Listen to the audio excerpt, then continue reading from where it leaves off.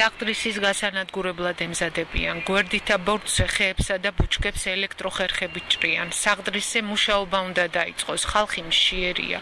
მითხრეს კერძო კომპანია RMG Gold-ის მუშებმა. ეს ვიდეო კადრები 2014 წლის 8 ნოემბერს გადავიღე.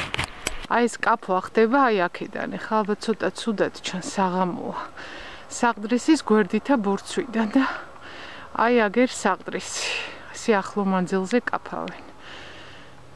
ხა ამ წუთში ეტყობა გაჩერდნენ, იმიტომ რომ მოსაღამოვდა და ალბათ შეცივდათ. რატო კაფავთ აქ დღეს? ვინგი ბრძანათ? ვინგი ბრძანათ?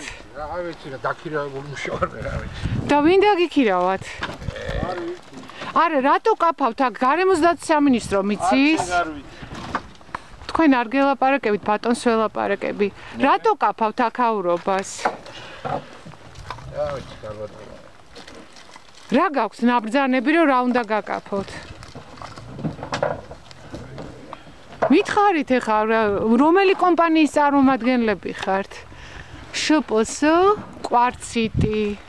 რატო კაფავთ ბატონო, თქვენ მითხარით ფორმა გაცვიათ და უბრალოდ ვიცანი რომ ამ კომპანიის წარმომადგენელი ხართ, რომელიც საყდრის ანგრევს.